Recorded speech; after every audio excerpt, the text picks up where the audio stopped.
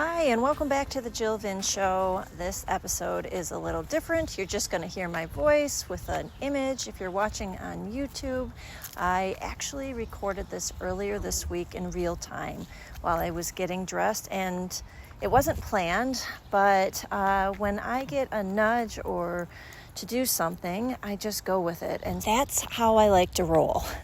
I am in a phase of growth and experimenting and expanding, and with that comes trying new things, trying to find and create opportunities for ease in my business as I go. And that's what I encourage all entrepreneurs to do is find what feels good and go with it. Trust it, try it. It's okay if it doesn't work the way that you had hoped, if it flopped, but who knows, maybe it turns into something even more supportive and exciting and creative and all the things. So this is something that's really near and dear to my heart, is how we take care of ourselves as we're growing.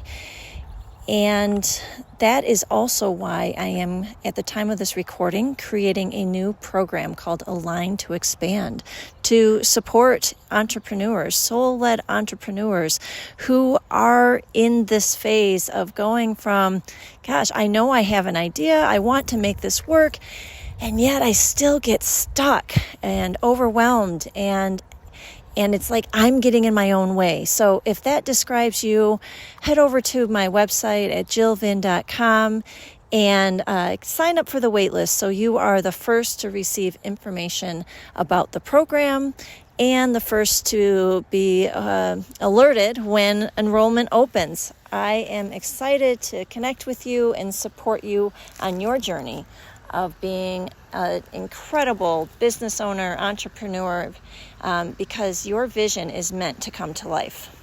When I'm on the edge of expansion, of shifting into whatever that next level is for me, I notice a few things happening. The first is that I get stuck in my head and I'm thinking about work and what I'm doing and how I'm not doing enough and how I'm like just not there yet. And so this looping thought of being behind, comparison shows up like all around me. All of these opportunities where I'm like, wow, that person's doing it. That person's doing it. Wow, why is it so easy for them and not for me? And so I get into this looping thought of comparison, of victim, of doubt, of fear, of it's hard. Should I just give up? Am I cut out for this? Then I don't feel good in my body. Tears will come easily. I'll be on the edge of like emotion for other things in my life as well. And so I notice this and I sit with it and I breathe through it and I honor it. And I also say, I'm not available for this. I'm not available for these thoughts. In the past, they served me, they protected me, they motivated me, but now they don't. And so I'm no longer available to be mean to myself, to be critical of myself, to compare myself with others, to feel overwhelmed, to feel behind. And I'm still navigating this because each time I come up to that edge, these limiting beliefs show up for me to continue to move through and flush and release with love. And as soon as I recognize what's happening, as soon as I can sit and pause and let the tears flow and connect with the younger parts of me who are afraid and let them know, I've got this. I've got this. My adult self who is choosing to move forward despite and with the fear, to grow through this fear, to go through this edge. I've got us. And any younger part of me, you can relax and let go and float and imagine yourself on the lake and swim and play. Because I've got this. I'm running this business. You don't have to. I'm running the show. You don't have to.